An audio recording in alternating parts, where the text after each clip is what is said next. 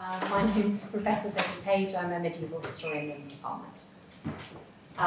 So our three talks are on the healing arts in medieval China, medieval technology and the everyday in 17th century London, and fast and slow pandemic violence. And Professor Lowe is just turning up in time. Brilliant. Okay, so our first speaker is Professor Vivian Lowe, in the history department, an expert in ancient and medieval China, particularly the healing arts and medicine. Thank you so much. I was labouring over this till about 3 o'clock last night, and then I realised I've got to chunk half of it because I've only got 15 minutes. Yes. Okay. All right. So, for more than 20 years now, I've been doing collaborative work on the transfer of knowledge of the healing arts along the land routes from Central Asia, from Tabriz to Tibet, before the 14th century. I had begun before that translating and analysing manuscripts from the early period, excavated from 2nd and 3rd century BC tombs in China, in the central plains of China mostly, but also up in Sichuan.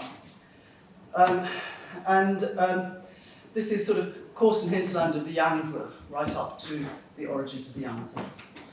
And this is a growth research area because the finds are constantly being made today, all the time. They're digging up roads, digging up cities and finding, crashing their way into new tombs. But the interest in long distance medical manuscript exchange took me to the Thousand Buddha Caves, or the Mogao Caves, which is at Dunhuang in northwest China, near the Taklamahan Desert, and a walled-up Buddhist library cave there, which brought tens of thousands of manuscripts, many of which Sir Orlstein and Paul Pellier brought to the British Library and the Bibliothèque Nationale. So they're right here for us to research, and actually very little research has been done into them, so they're unmined, resourced. These manuscripts were mostly written before the 10th century in Chinese, but also in Tibetan, in Sanskrit, in Tocharian, Uyghur, Mongolian, and among other languages, and provide evidence of the sustained dynamic and interactive nature of exchanges in the healing arts in pre-modern times. For this very short presentation, I'm going to do a little less than I intended to do, but I'm going to talk about the older manuscripts, the early imperial manuscripts that I've published on, but particularly the implications of another later manuscript called the Tansuk Nama, the Treasure Book of Il Khan, on the Chinese sciences and techniques, that describes the transfer westwards of anatomical knowledge and introduces all the challenges that subject presents us with. So let's have a little look. This is the Tansuk Nama, and you can see here the Chinese version, and here, strangely, the earlier Persian version. Okay, so what's happening here is that, of course, China printed up everything. So it prints up from later, we lose the manuscripts. So the manuscripts survive, many of them, in Japan and in Tabriz, copies at least, in Tabriz. And here you can see the Persian text, which I'll talk about a little more in a minute. So, here are, I'm just going to flash through a few images. Here are the images of the Mawanhui tomb, where much of my materials come from, and similar tombs. This is in Hunan, modern Hunan, near Changsha. And so you can see the silks here, you can see astronomical data, or astrological data maybe, and these are the lacquered tombs. And here are coffins that Lady Di of Tomb 1 was buried in. And here's one of the manuscripts, just to give you some sense of it. This is not a textual manuscript, which I often work with, but it's a picture of the earliest type of therapeutic exercise with captions. And one of my main translations is a book, a manuscript that is written on bamboo in another tomb not too far away from this one. This one's 168, the other one was 186 BC. So I did a lot of exercise trying to translate out what it is in these manuscripts being said.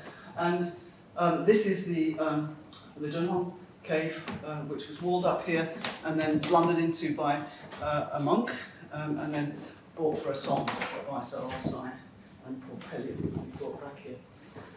And just to give you a sense of the beauties of these manuscripts, the earliest printed book, which is Diamond Sutra, which we keep next door in the British Library. The oldest star map of the Northern Hemisphere, and with a dinza, I think the electric spirit on the left-hand side there, lightning spirit perhaps. This subject I've written a great deal about is one image of many of the body, and in fact it charts points, strategic points in the body, which in this case are related to moxibustion, which is burning artemisia in a sort of heat therapy on the body, very much related to the development of the acupuncture body. Okay, but these are the earliest charts that we have, again, in the British Library. Okay, so the historiographical issue that concerns me here is partly the difference between comparative and transcultural history, and particularly as it relates to rather pervasive arguments about the circumstances that gave rise to a European modernity, and not a Chinese one. Joseph Needham's mega work, which you may or may not know, on the science and civilization of China, has already thoroughly debunked Francis Bacon's 1620 thesis about the three core markers of modernity in the new organon: printing, gunpowder, and the magnetic compass that changed the face and conditions of things all over the globe. The first in literature, the second in the art of war, and the third in navigation.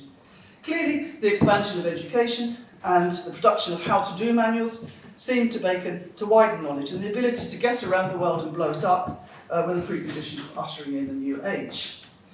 Needham, of course, told us that all these technologies had long existed in China before they emerged in Europe, without stimulating any great enlightenment.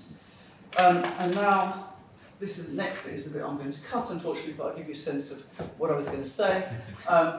Basically, the body as a machine, much has been made of this idea, and about Cartesian dualism, etc. And I find it, and the rise of empiricism. I find the body as a machine in early Chinese medicine.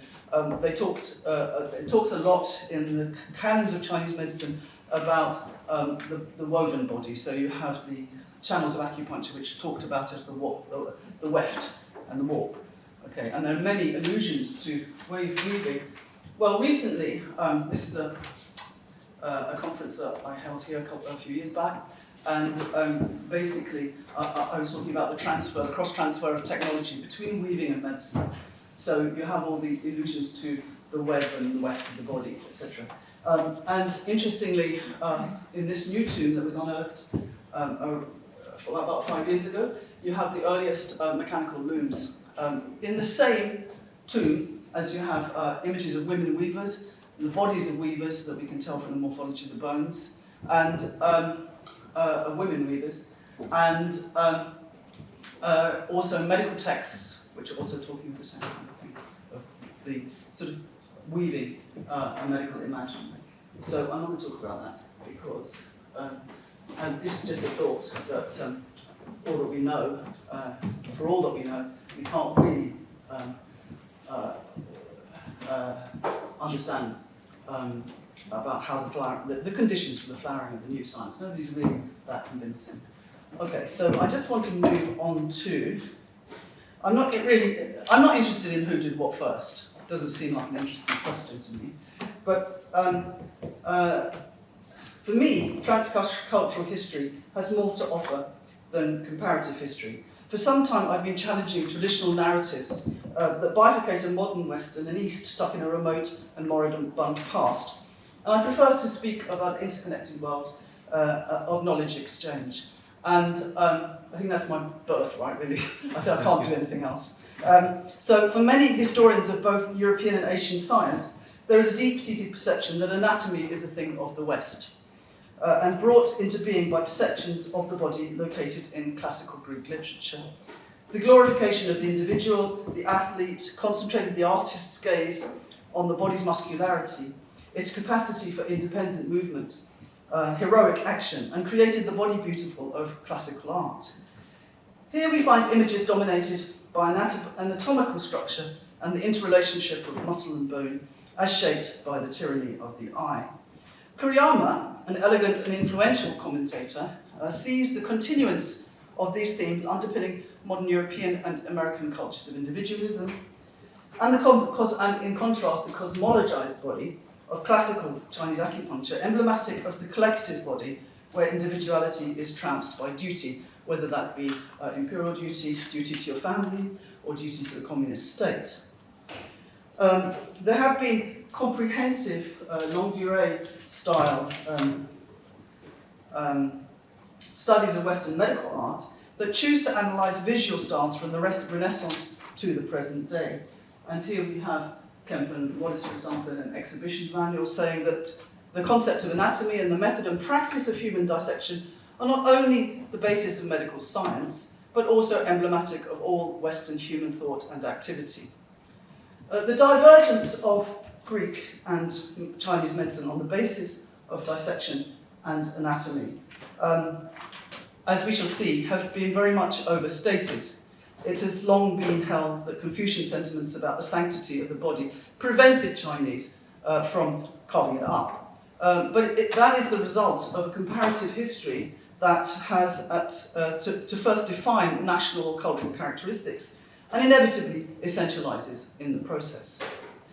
From the mid-Han period, around the turn of the millennium, certain types of medical knowledge were derived from the observation of tissues and bones and viscera of the physical body.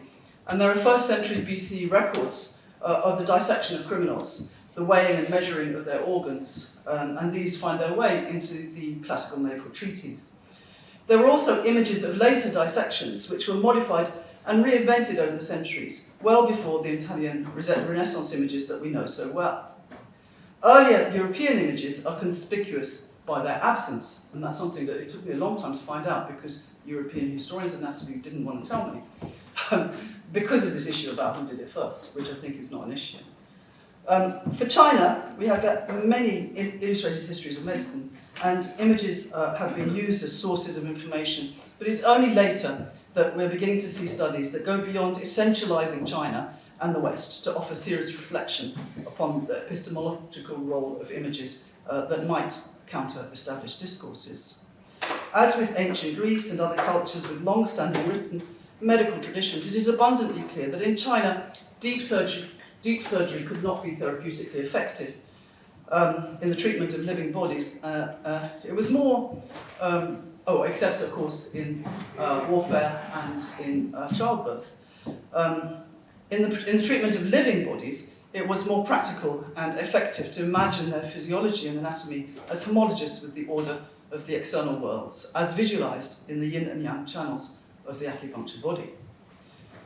So now, as I promised, I'm going to come to the Persian manuscript. I want to end on this very brief note about the work of 2 characters who exemplify under-researched transcultural history. Rashid al Din and Bolai Shang, who both held comparative jobs and were active in the cultural administration, initially at 2 ends of the Mongolian Empire in the 13th and 14th century, producing both of them art, history, and science. Rashid al Din al-Tabib was a Muslim convert of Persian Jewish descent who served the Mongol Khans in Tabriz, Iran. And Bolai Shang, a Mongol, trained from childhood to serve the Mongol Yuan princes and Khans in China. The Mongol Empire ruled much of Eurasia and precipitated the largest scale movement of peoples, ideas and practices in the pre-modern world, and brought these 2 men together. Despite their different ethnic, regional and religious backgrounds, the ambitions, interests and educations of these men resulted in strong professional and social alliance that catalyzed developments in arts such as cuisine and agriculture, and in sciences such as astronomy, history and medicine. For each statesmanship, scholarship and visual art came together in the work of cultural administration, encompassing a staggeringly broad range of fields. In summarising the fruits of their exchange, we could speak of So here is just Bolad's position. I haven't given you Rashid al Din's, but it gives you a sense of the wide range of jobs that he did. In summarising the fruits of their exchange, we could speak of the lasting effects on Islamic art. So that would be things like the Chinese motifs of the phoenix, which just sort of dissolve seamlessly into Persian silk here. The lotus and the dragon. We can look at the impact of China's landscape painting on Islamic art, and also the printed book. Here we have the printed book and the sort of shape, the cartoon shape of these kind of books, which took on in Persia and hadn't been seen before the arrival of woodblock print from China. Again, epic stories, very similar to those that are told in China on these manuscripts, which copy the book show. And here's some more. So the arts, the histories of the world, the first multicultural history of the world to include Muhammad, Moses, the El Emperor, and more beyond. This is the Jamiat al-Tawari. And there are the Chinese ones, the Chinese emperors depicted. Okay, so we could speak of the multicultural history, but here we'll see it demonstrated in the history of the body. So it says in the Tansu'nama that the achievements of Chinese sages, doctors, astronomers, and literati are indescribable and previously unknown to us, and I've overlooked. Thank heaven that they were drawn to me so that I can understand and discover their true nature. Rashid al Din wrote the Tansu'nama's lengthy Persian introduction. He wrote of the principles of Chinese medicine, the physiology of the inner body, the traditional pulse study. The Mongols admired Chinese pulse study and Chinese descriptions of the movement of blood and qi, in part because it somehow mirrored what they knew already from Galenic medicine. He assembled a team, including a Chinese doctor and a Persian doctor who knew Chinese language. And together they exerted parts of the classical medical treatises like the Huangdi Neijing, the Yellow Emperor's Inner Canon, and other books like the Zhenjiao Daijing, the ABC of China, of acupuncture. And also chants of the pulse in rhyme, which they transliterated into Persian, and so we can imagine Persian students chanting in classical Chinese, which is a moving thought. The Tansu'nama diagrams express underlying paradigms of the Chinese cosmological principles in which much of Chinese medicine is based. Let's have a look at some of them.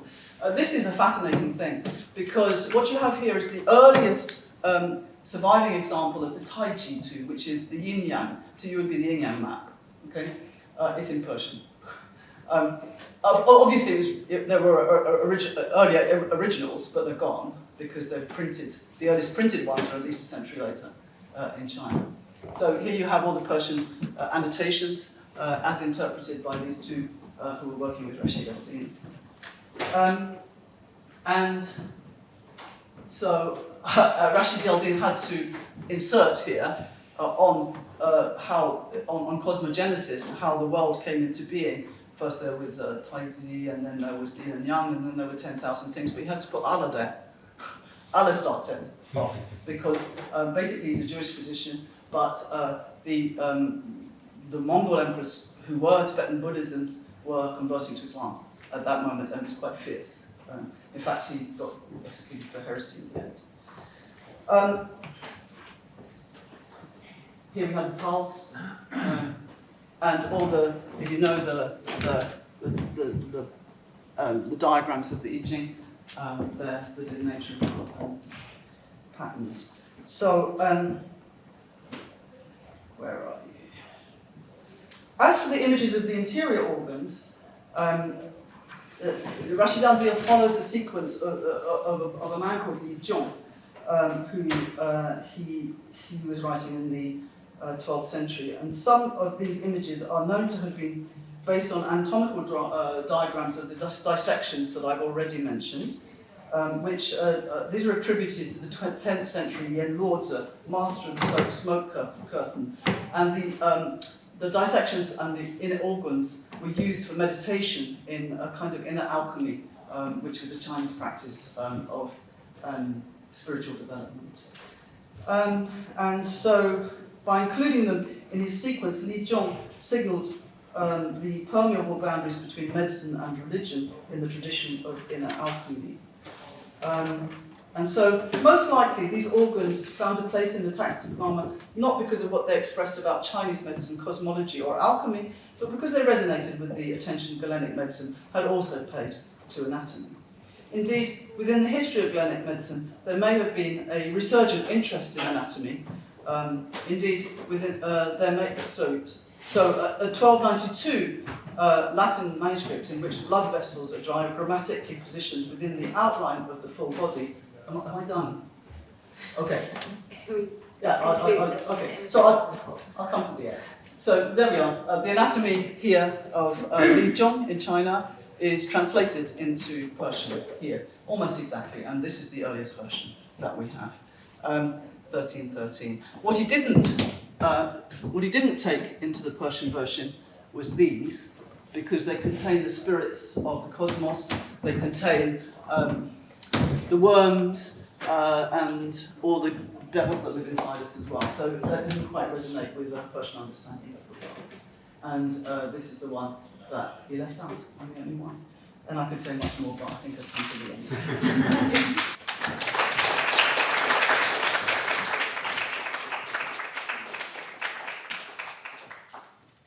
Our next speaker is Dr. Lowe, a historian, so in the department at UCL, a specialist in medicine and science in the early modern period, and we're very grateful that you're talking with us today about medicine, technology, and the everyday in 17th century London. Thank you, Sophie. Good evening, everyone. It's a huge pleasure to be here, to meet everybody, and to share some of my research.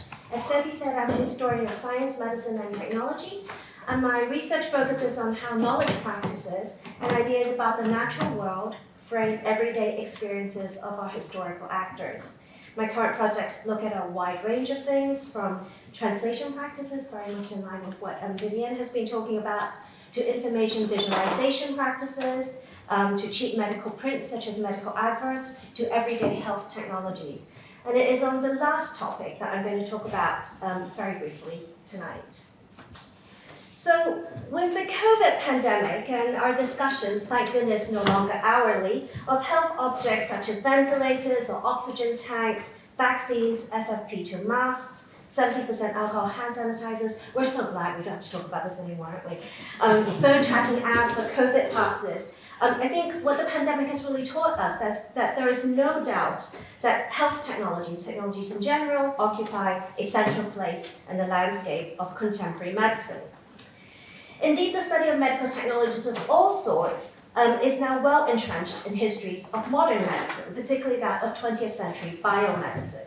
However, and rather obviously, since we are a room of historians, health technologies are not a new thing. In fact, they were always part of the medical landscape, and their histories stretch back to ancient civilizations. And in recent years, historians of science, medicine, and technology have begun to recover their histories. So, for example, scholars such as Heidi Hauser and Jane Draycott have written cogently about disability and prosthesis in Reformation Germany, that's below, and in ancient Rome.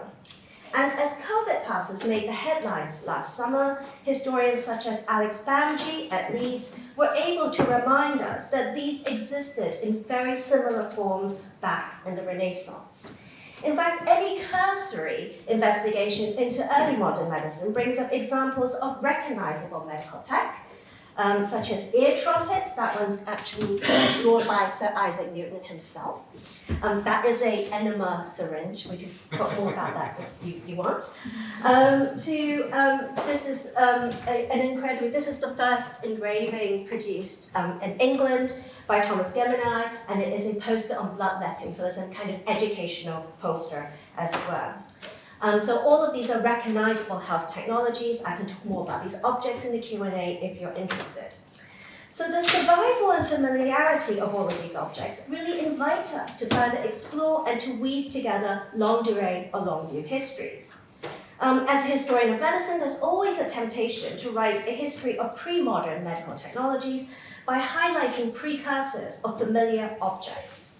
So, unsurprisingly, you will find in histories of medical technologies that we have really robust histories of surgical instruments, particularly the ones that highlight innovation or invention or heroic stories.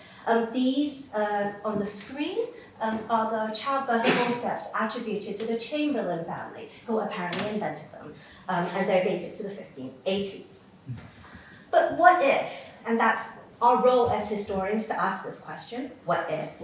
What if instead for looking for past versions of modern medical technologies, we followed our historical actors' categories, using their terminologies, their categories, and we delved into the kind of objects that they termed as technologies? What if we focus less on stories of innovation, but rather on stories of technology in use, or of technologies of maintaining knowledge? What if we looked for everyday or small technologies used by the masses rather than specialist tech? What kind of health-related objects might we find, and how might this extend our views of the place of technology in times of sickness and health? So this evening, I wanted to talk to you about one particular story of these kinds of health objects, and it's the warming stone.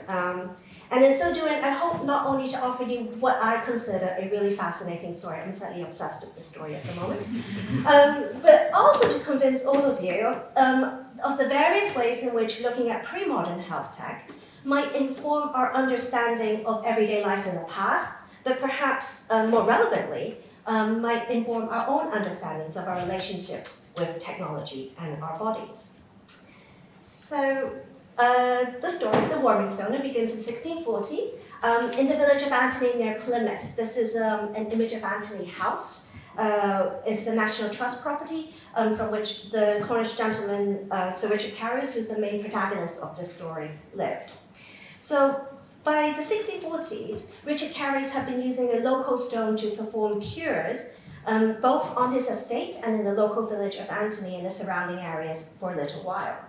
The warming stone, as Carys liked to call it, consisted of a Cornish stone of exceptional heat retention properties, which was cut to about 7 to 8 inches long and about 4 inches wide, and then wrapped in thick canvas and in different kinds of wool. In this configuration, it was said to retain heat for about 10 to 14 hours and could be used to warm different parts of the body as required. Now, although he had no formal medical training, Carys was a keen observer of his own body. He left a set of medical reflections that runs to about 15,000 words long, so he really liked talking about his own body and his kind of observations of it.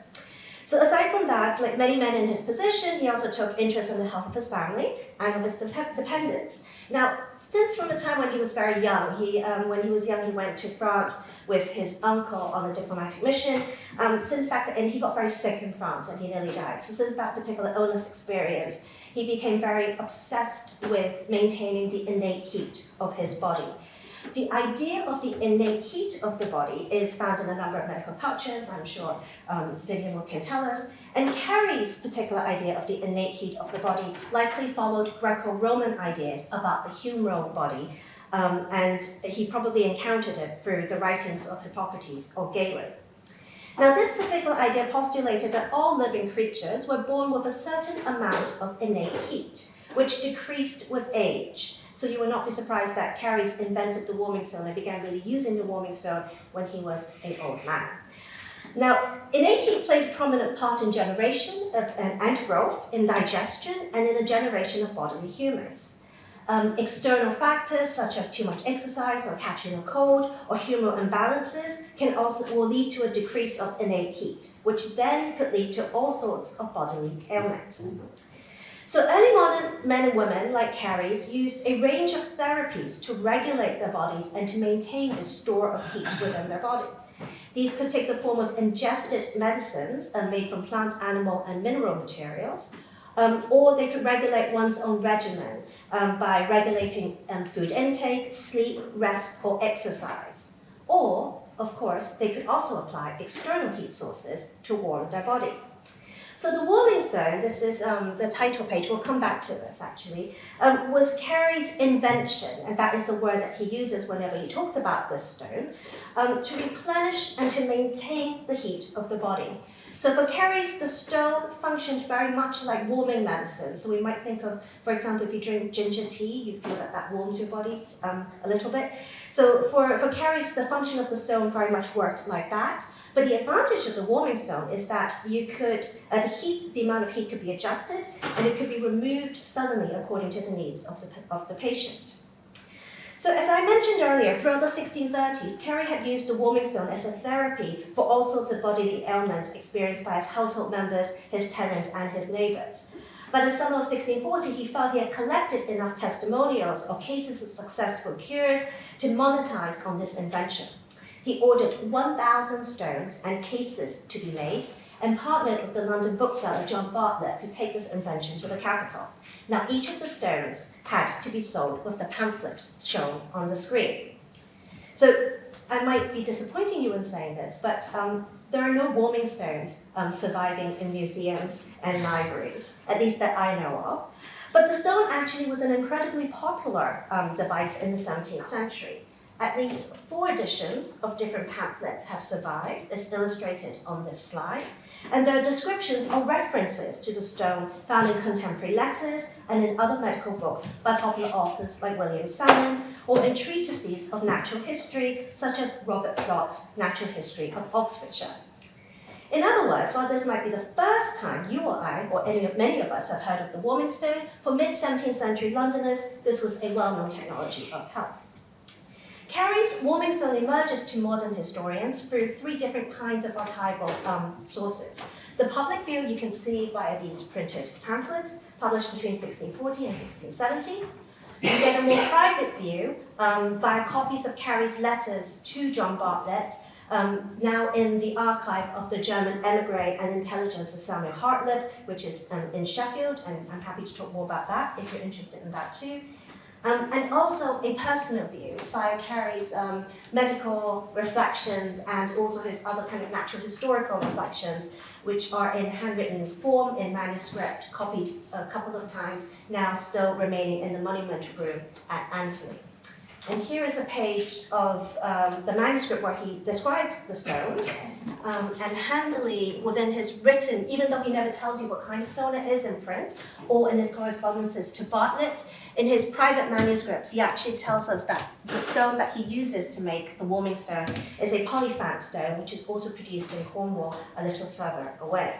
So as you can tell with all of this archival material and the fact that I'm actually really keen on thinking about this warming stone as a device, there are many things that I could talk to you about. So I'm going to try in my short talk to focus on 2 different things.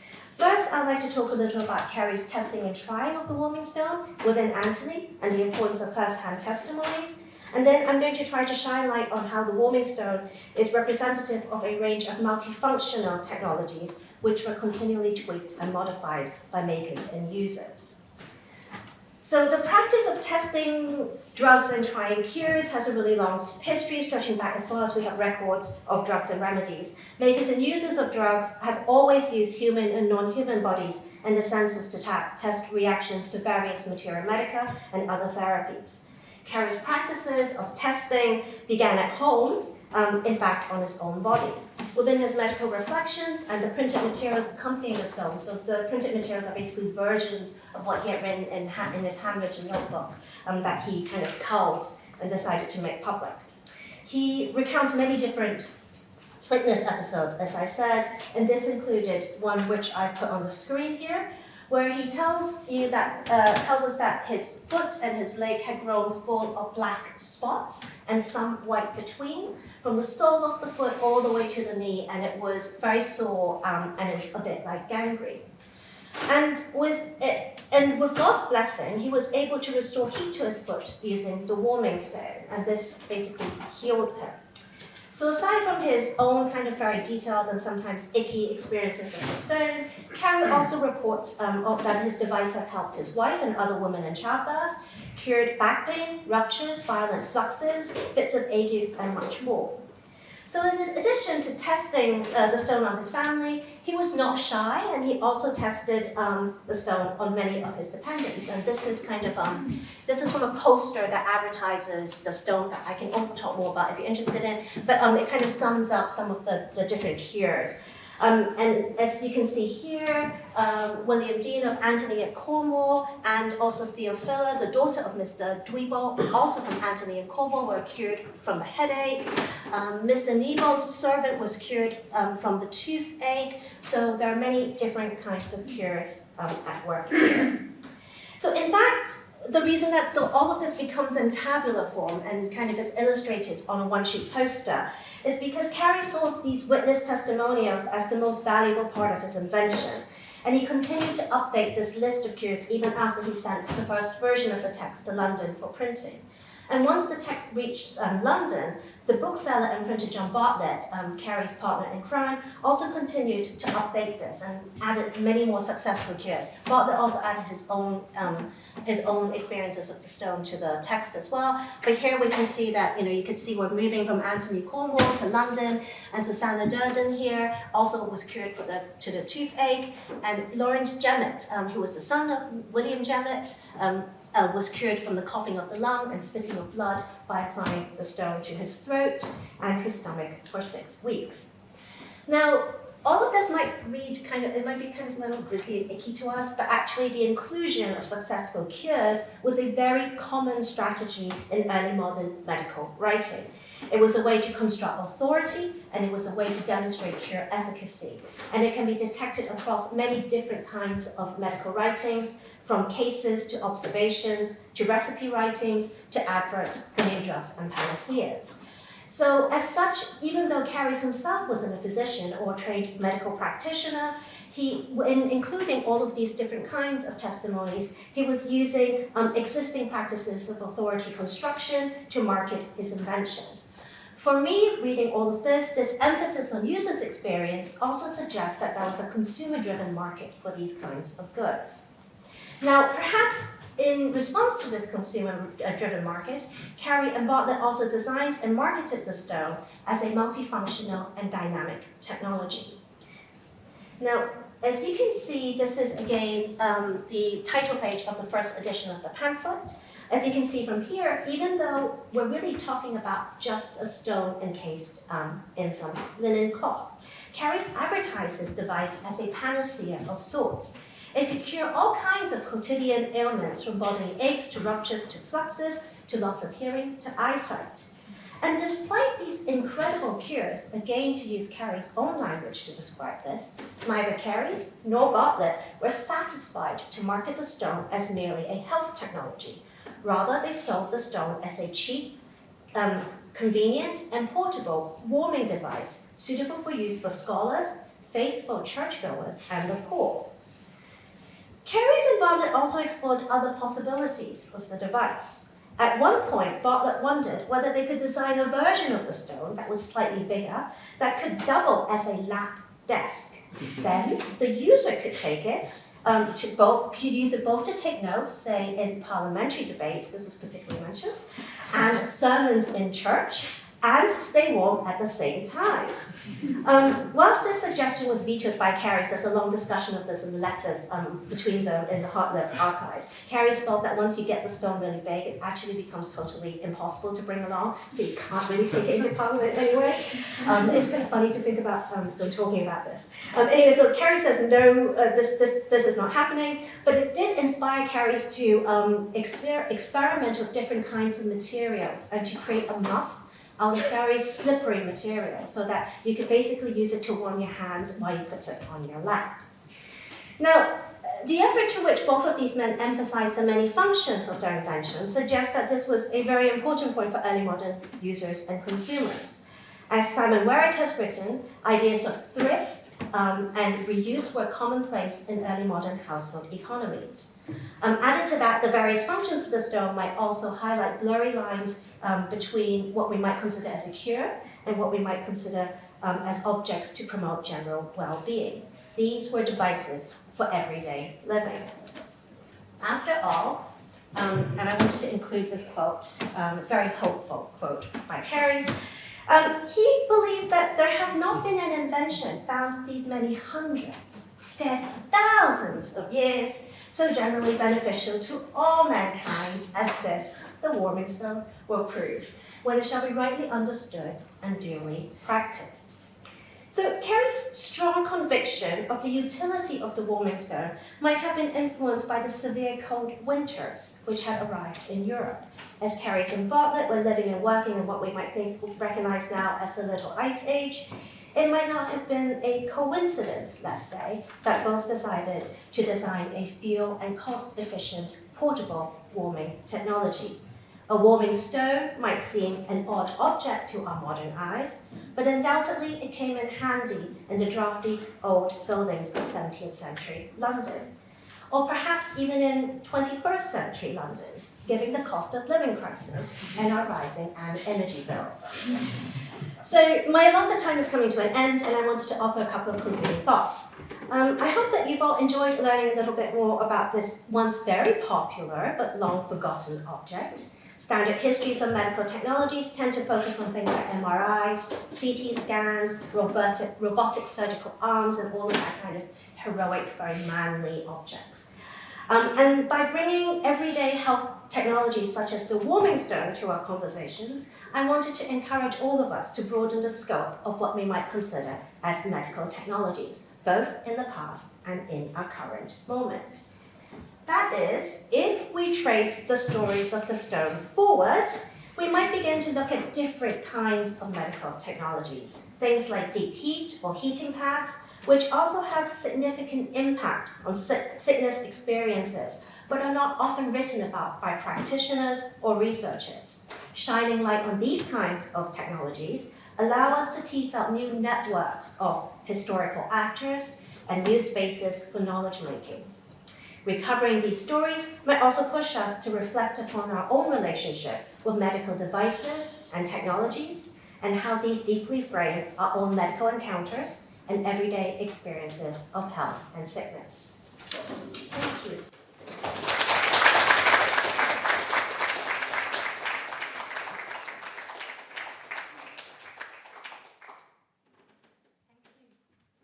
Our third and final speaker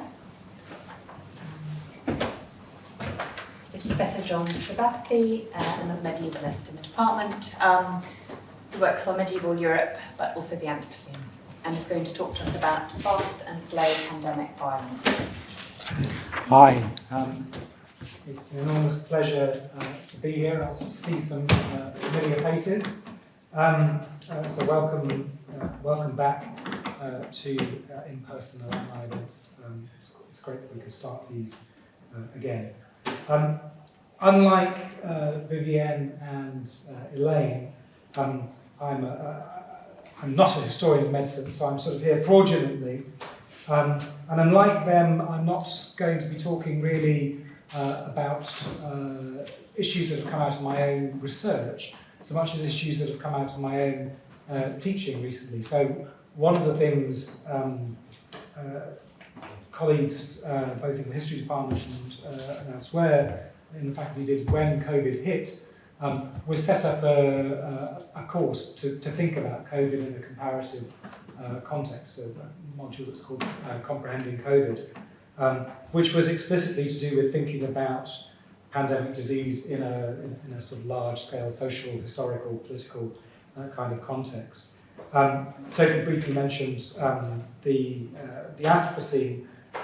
So that's the idea that we're now living in a world where humans are kind of geological agents at a kind of global scale, that the geological sort of time world of the planet has been altered by human activity. That's another interest that I've been developing over the last few years.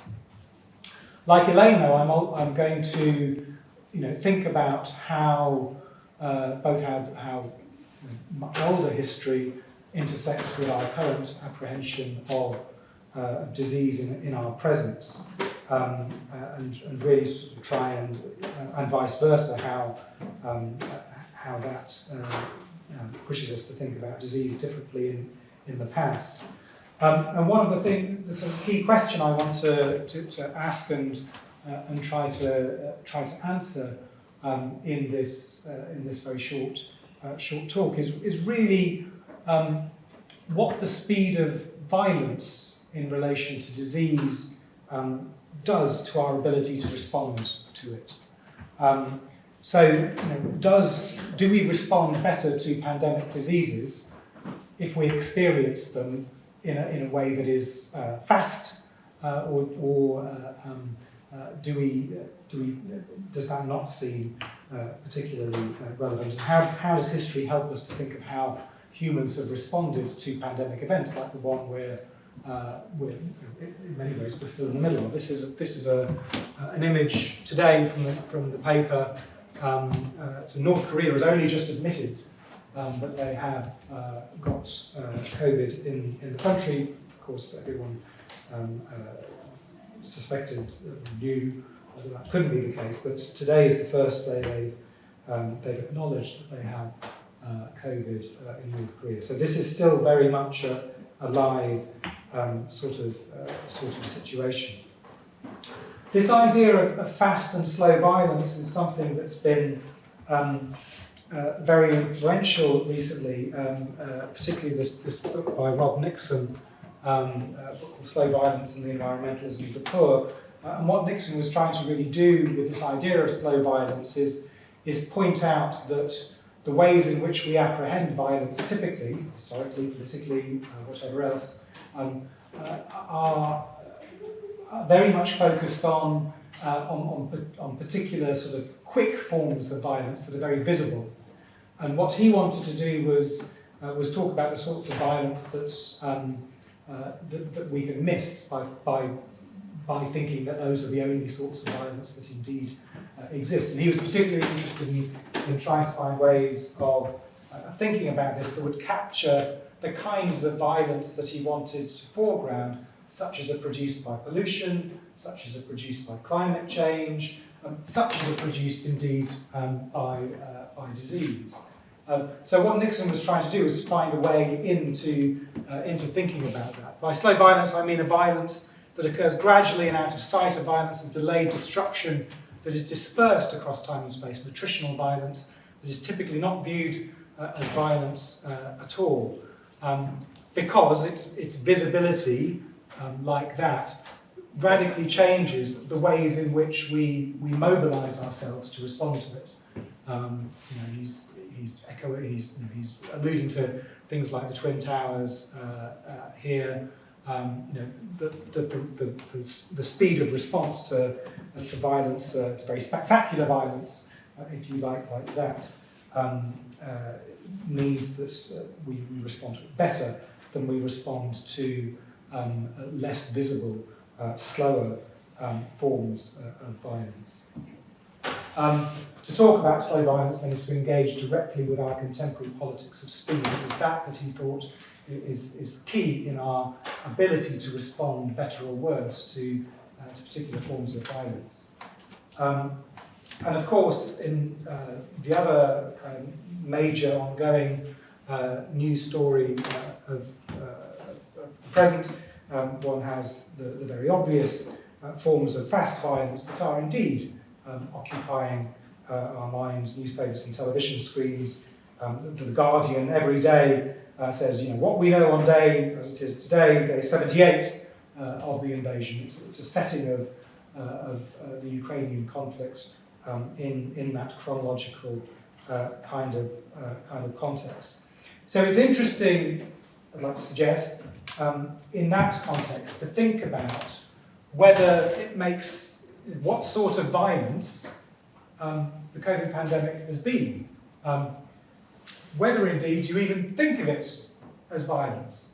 I mean, that out of curiosity, well, not curiosity, it's the sort of burden of what I have to say. I mean, do you think that violence is a useful way to talk about the pandemic?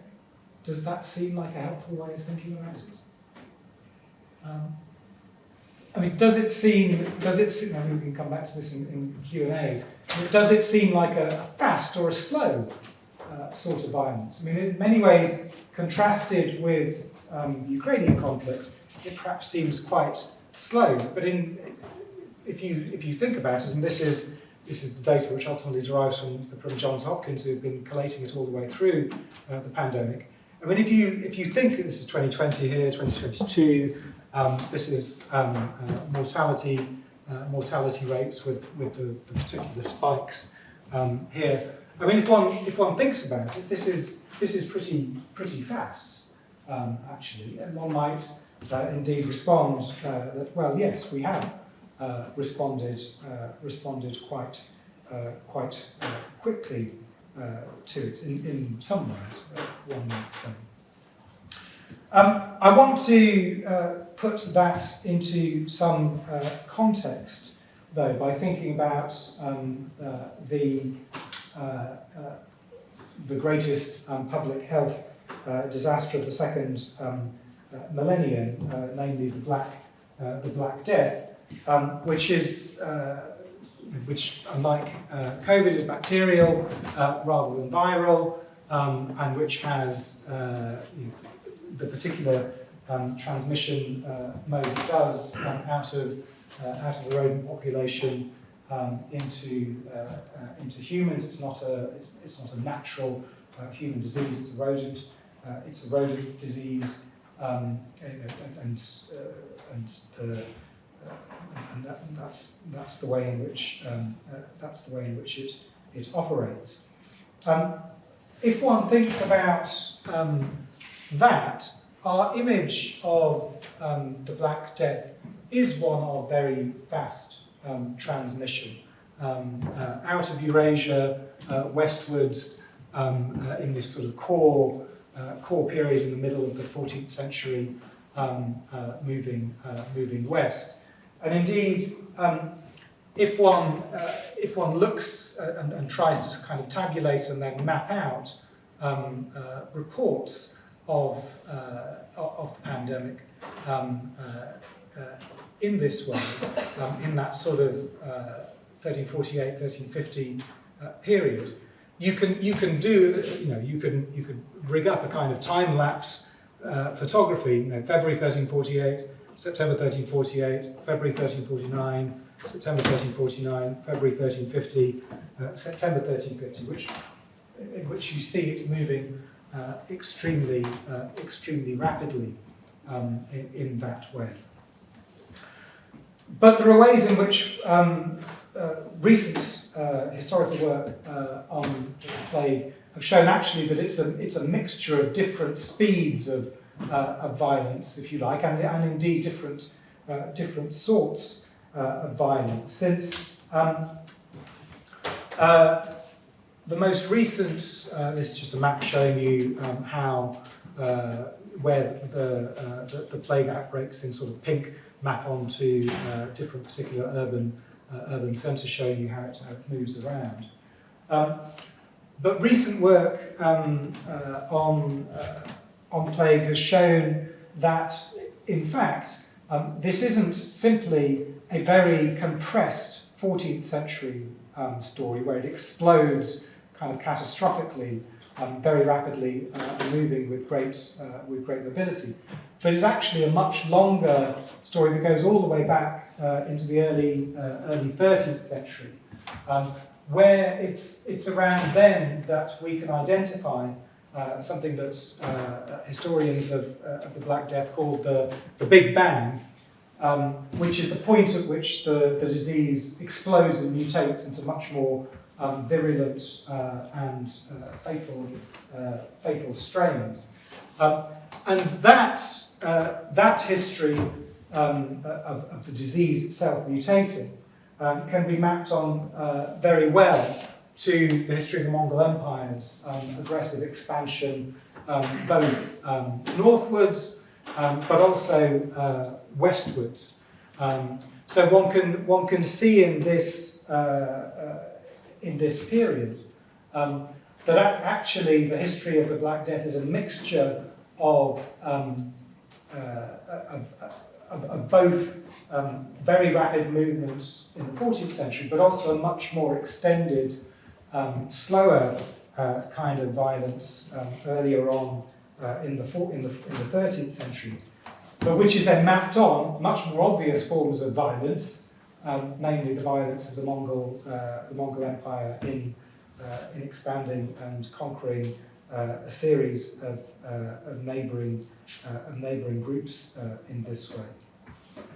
And that indeed, as Monica Green, one of the leading historians of this process, has sort of has argued, that the development and spread of the bacillus may indeed have been quite a quiet event, largely unnoticed by human populations, with a far more visible chaos caused by the early Mongol conquest. So different forms of violence sort of hide one another on this kind of an account.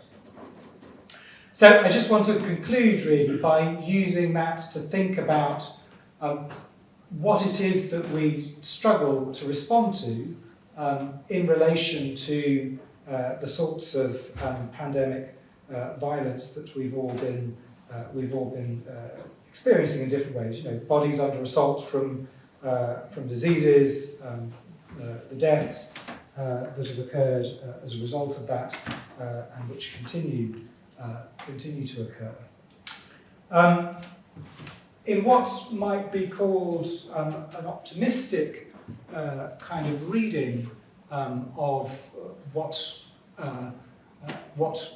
happens after the virus, the title of the book by the husband and wife team, Hilary Cooper and Simon Zreta. So Cooper more of a sort of economist and health specialist, and Zreta a historian of medicine. And one might indeed wonder whether After the Virus is itself a rather optimistic title. What they suggest is that actually the fault lines that the disease have exposed will lead us to reconfigure our societies and governments in more equitable ways. And they suggest that we're not going to return to business as usual. Cracks in the neoliberal order were then already opening up when the pandemic hit. As the crisis unfolded, more insistent voices could be heard through these cracks, calling for a new ethics of business behaviour. One of the things they take, one of the things they argue has been a massive amplifier of our vulnerability to COVID has been austerity politics and cutting of funding to healthcare. This is very political, the book, if you like, in that sense. I want to conclude just by suggesting that talking about fast and slow violence like this is looking in the right place but stressing the wrong thing. That it's not the idea of slow violence stresses the idea that it's the stretched nature of how we experience violence that makes it problematic for us to focus on. But because something is happening slowly, we find it difficult to focus on it, whether that violence is pollution, climate change, or disease. But as we know, COVID occurred very, very rapidly. Yet, I would suggest there's very limited evidence that either its scale or speed have triggered deeper changes in movements in relation to the really deep underlying causes. Indeed, arguably, the single most important underlying cause, that is habitat destruction and deforestation, which is most likely either immediately or mediately where the zoonotic transfer, probably from bats over to humans, occurred. That deepest kind of cause of COVID is arguably the one that's being least focused on. It's the symptomatic things that are getting the most kind of focus. Or that the speed and rapidity of the pandemic are really producing better safety nets or preventatives for, I'm afraid to say, the next pandemic, whenever that will turn out to hit. So perhaps slow and fast is stressing the wrong thing. In a way, the different faster and slower violence of the Black Death helps to make that clear too. And Elaine pointed to things like passports in and out of cities in the early modern period. Responding city-states responding, particularly Italian city-states, responding to the plague is something actually that they were doing and already starting to do quite well before the plague hit. So it meant, again, stressing fast and slow may be stressing the wrong thing. So what I want to finish just by suggesting is that perhaps what makes this sort of violence hard to respond to is firstly that it's disembodied and not in human hands.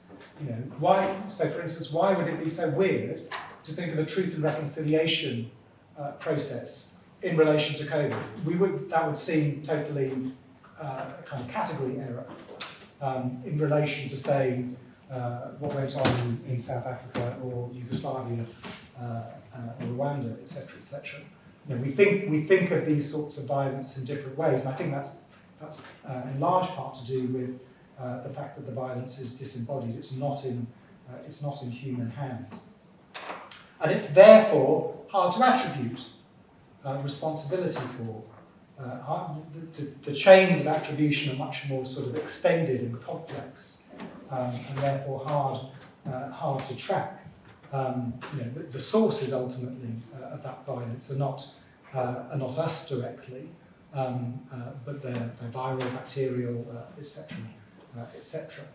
So maybe rather than thinking about fast and slow violence, we need to think about kind of staggered violence, and maybe if we think about the problems we have in responding to that sort of violence, in this instance pandemic violence, but also in the same way that Nixon is wanting us to think about climate violence, environmental violence, etc., etc.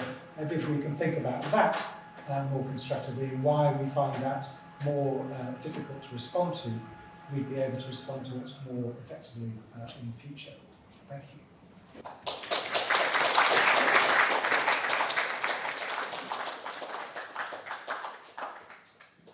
Thank you. I was fascinated. I really enjoyed your talk. It did occur to me, you're talking, I love that, on the almost the domestic scale. And I wondered, you've got a man putting things out there, selling his ideas, but is a big thinker. Do you think that perhaps if you looked at housewives' records, you will find things they invented, they were not being encouraged to put them out, and if they were that strong-minded, they might not get the chance, but they may have invented things for their households and their dependents and things. Do you think that's even a faintly feasible thing, given the difficulty of finding evidence? Absolutely. Actually, my very first book was on housewives and their domestic medical practices within these households. So they were definitely, some of them were monetizing. I mean, they were selling things like cheese, or they had particular skills and techniques that they were taking from households to household. So women definitely participated in all of these trades. I mean, not only in terms of kind of domestic products, but of course, there are lots of women who were in London who were milliners, and they were selling, I think, different kinds of material objects, etc. So there's definitely a gender dimension to this that we could explore further. I was interested in here because I thought it was really, it's an interesting story to tell about a rural gentleman. So in the time of what in the past we have called the scientific revolution. So this is the time of Isaac Newton, of Robert Boyle, of Robert Hooke, when the Royal Society was being formed. And so science or histories of science tend to focus on urban centres and on the activities of men within London. So I thought that this story of this lone gentleman in Cornwall, and Anthony really is it takes quite a long time to get there. It's kind of like a good parallel story or antidote to this other kind of urban story that we're telling, that there are also kind of rural science practices that also existed. I have to admit that I wasn't actually thinking gender, let's push the female point, other than that they might not have the chance to spread it so widely. I was more thinking on the domestic and the done just for the people around you, rather than being able to spread it in a commercial fashion. And yes, I agree more on this very much. But I'd love to see more. Yeah. Well, that's always nice to hear. Hopefully we'll produce more histories of this sort. Yes. Mine's a literal question. Has anyone in the museum or gallery tried to recreate the stone? And is it synonymous with the hot water bottle? I mean, obviously it's heat-inducing, but there must have been science that triggered the humours, and so is there a connection there? And could we do? Because I know you can produce facsimiles, so can't you do a stone? Absolutely, that is wonderful. If I could get some funding for it, that will allow me to go to London and Folifant and actually get the stone and make it, that would be, I think it would be a wonderful thing to do. And certainly reconstruction and reconstructive kind of recreation practices is really popular in the history of science at the moment. It's a little different from kind of past reconstruction practices that we're trying to test whether experiments work. Nowadays, we do a lot of reconstruction because we want to try to understand how our historical actors understood materials and processes. So I talked a lot about how Carey's was experimenting with different kinds of cloth. He writes very cogently about how different cloths have different heat retention properties and whether you want canvas or wool or on the inside or outside of the stone. So it's definitely recreatable, and I would love to do this. And then your second question. Yeah. It was originally stone, wasn't it? Or stone bottles. There were lots of different hot water bottles and warming pans that were used, I think, in many medical cultures throughout. And in this period, there were actually sort of kind of glass bottles that people might be using to warm beds. And there were also glass dildos that you could put hot water in to make it a bit warmer, for example. I think this example of the warming stone and a hot water bottle is super interesting. They seem to be very cognate technologies, but actually how it works and it's kind of theorized very differently in different medical systems, right? So we use hot water bottles all the time now, and the reason that we use it quite often is because we think that the heat might relax our muscles. But obviously, for someone like Carey's, the idea is a balance of humor. So the heat being applied is kind of replenishing this innate heat. So I think it's so interesting when you have one particular object that allows us to kind of delve deeper and think more critically and analytically about different knowledge systems, which is really fun. So thank you for your question. Yes. When you were talking about the COVID pandemic and the theme of violence and people's reaction to it, it actually struck me that the bigger public reaction with COVID was the sense that what the authorities were doing was a violence against things like civil liberties. And I was thinking back into past examples, and I'd be interested to hear your thoughts on this. It seems to be the first time that authorities had a combination of enough power, enough organisation, and enough understanding to actually control people and change their behaviour in direct response to disease, was quarantining. Now, I'd be very interested to know if, for example, the Chinese had any understanding of quarantining, or whether it's something that is actually invented in Europe, I think in the Middle Ages in Venice, but I'd be interested in your thoughts about whether the violence is not so much about the disease itself, but about people's reaction to it. So, for example, in the Black Death, there was nothing the authorities could do. Quarantine, I don't think, had been invented.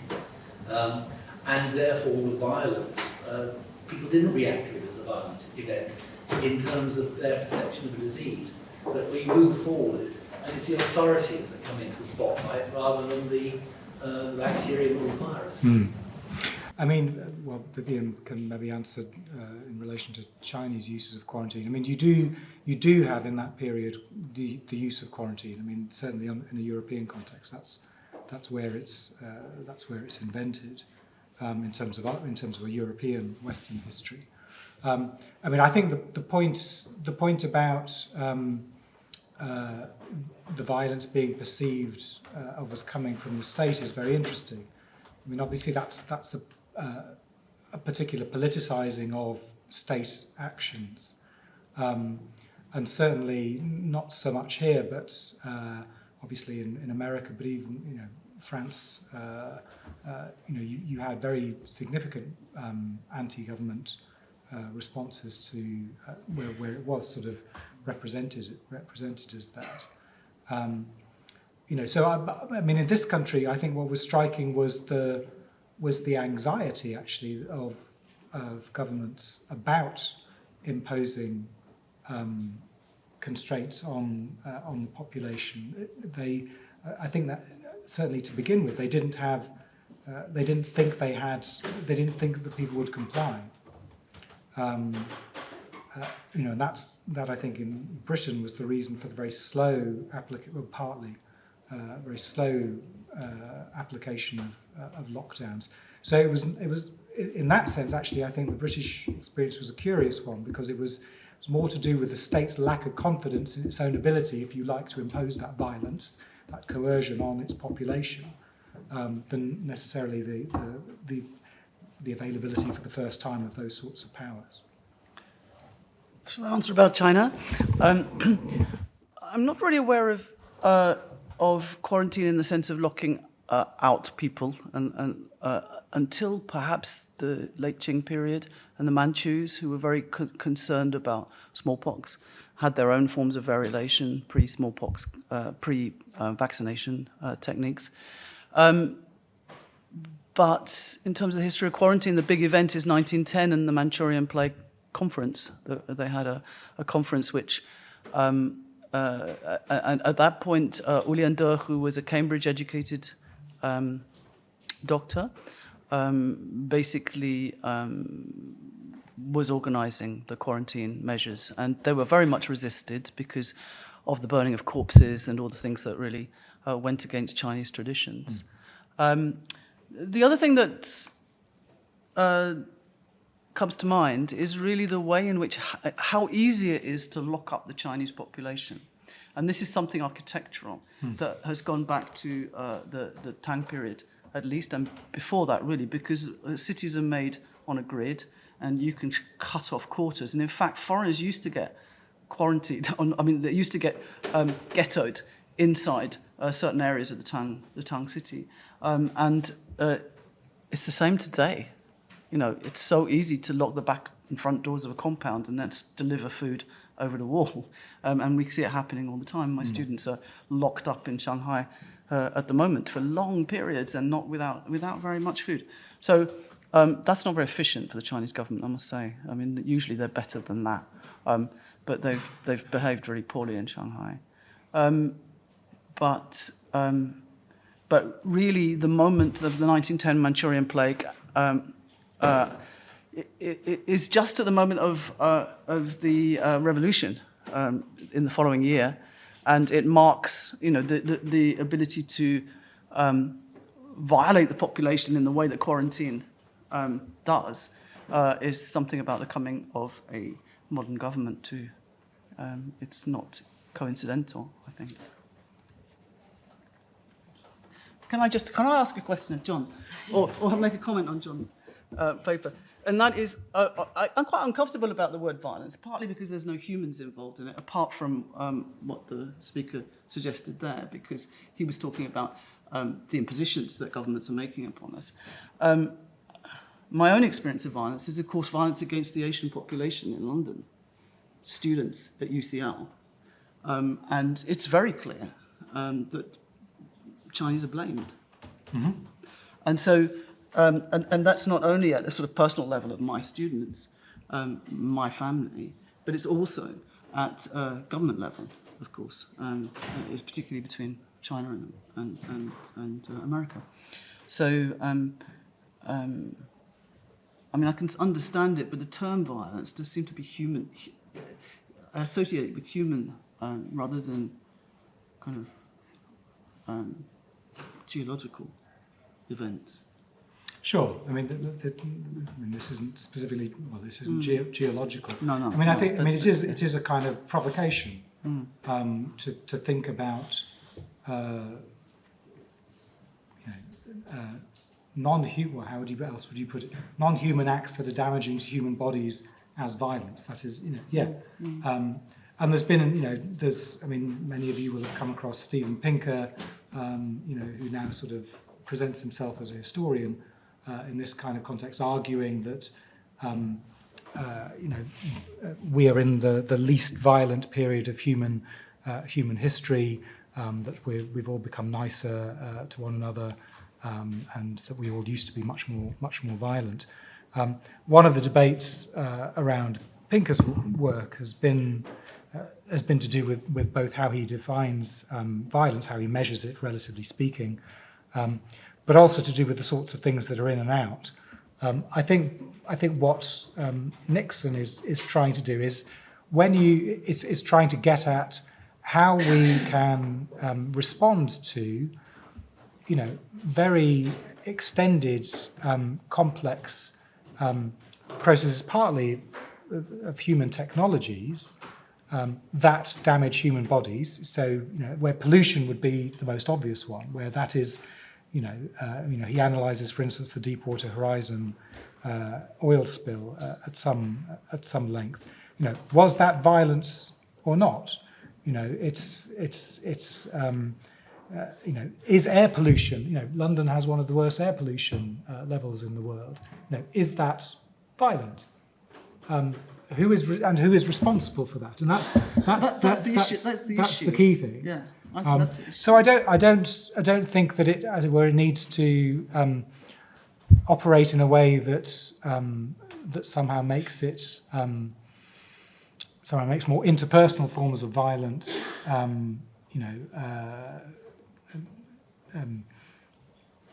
less weighty, less serious. But I think given the complexity of the world we live in, and given the deliberately attenuated nature of the effects of many of these large-scale processes, one needs to have a way to capture the effects on human bodies of those.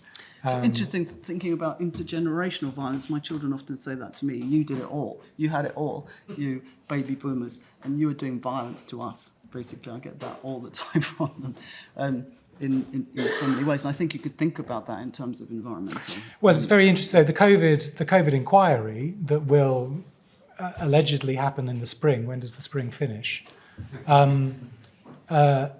Just today, I think it was announced that will include effects on children in a way that was being written out of the terms of the inquiry. Well, they're being encouraged to include effects on young people and children in a broader ways in which than they were originally aiming to include it. So, I